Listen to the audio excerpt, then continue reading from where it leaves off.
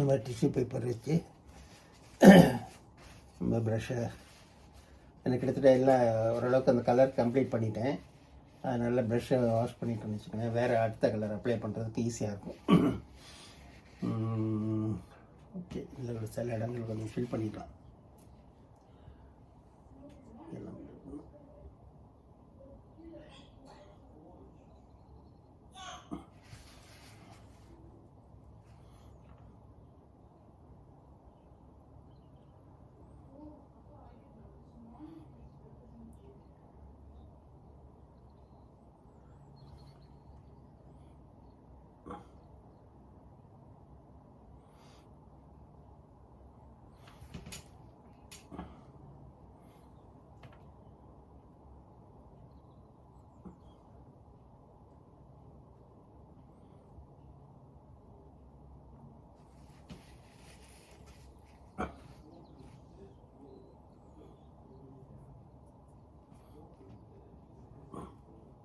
சும்மா ஒரே ஒரு இது மட்டும் பண்ணி, இப்போ இதுக்கப்புறம் இது ஒரு கோட்டிங் டார்க் கலர் கொடுக்கும்போது பார்த்திங்கன்னா அந்த லைட் அண்ட் மேலே 2 லைட் இருக்குது. அந்த லைட்டுடைய ரிஃப்ளெக்ஷன் வந்து கட்டாயம் அந்த வெளிச்சம் வந்து படும். அந்த மாதிரி ஒரு இது வரும் எஃபெக்ட்.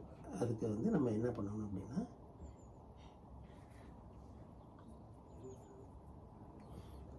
ஒரே ஒரு இது சும்மா பண்ணி கேட்டுறோம்.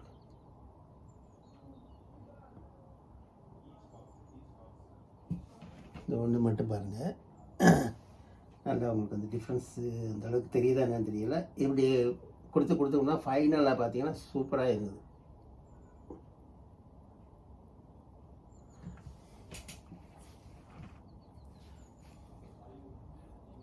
ஸோ கொஞ்சம் ட்ரை ஆகட்டும். ட்ரை ஆனிச்சுன்னா பண்ணிட்டோம்னா சூப்பராக இருக்கும். அப்படி பார்க்குறது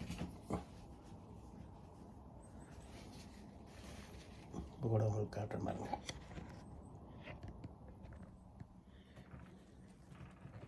இந்த 2 கல் இது